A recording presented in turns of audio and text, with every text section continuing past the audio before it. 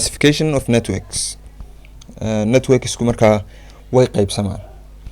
Networks laba jeer baa la qaybiyaa. Qaybtan networks are frequently classified according to geographical boundaries spanned by the network itself.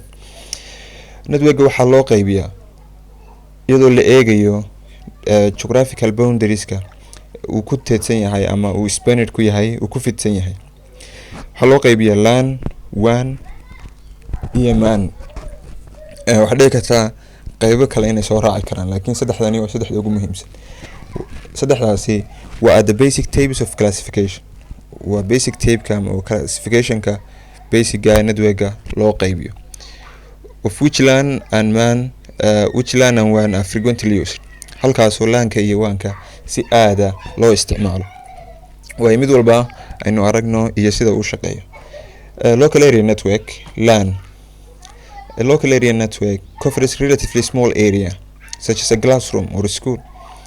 Wuxuu cover gareeyaa small area, isagu area yar sida classroom oo kale, hal qol oo kale, ama hal school or a single building, ama hal dhisme oo kale, hal guri, hal class, hal school. Distance aad u yar oo small area. LANs are inexpensive to install and also provide high speeds.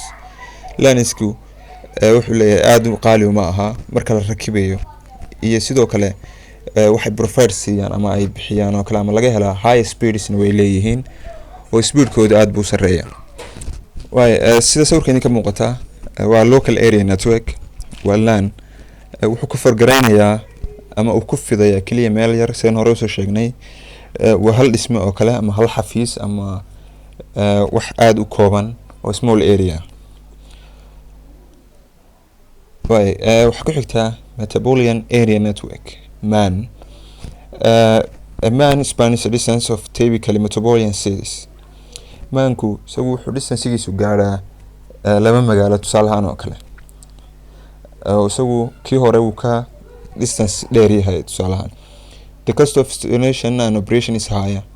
Lacagta ama kharashka ku baxaya rakibidiisa iyo ka shaqaysiintiisuba waa maxay? Is higher. aad bay u sareysaa. Many use high speeds connection. Waxay isticmaalaan MANsku raggi maaha. waa Metropolitan Area Network. Connection is such as fiber optics, sida xariga fiber optic oo kale, to achieve high speeds, si ay u gaaraan ama ay u keenaan oo kale, ama looga helaba speeds aad u sareeya. Waxay ku isticmaalaan xadhkaha fiber optic. Sawirkiisuna isna waa kan. Isagu waa tusaale ahaan laba magaalo oo kale. Distance-giisu ku ka fargaroobaya. Kii hore wuxuu ahaa hal meel, ama hal guri, ama hal dhisme, ama hal classroom oo kale. Qaybta saddexaad waa wide area network WAN. WAN span a large area than a single city. Iyagu waxay ku fidsan yihiin large area than a single city marka laga soo tago kii halka magaalo ahaa. These use long distance telecommunication networks.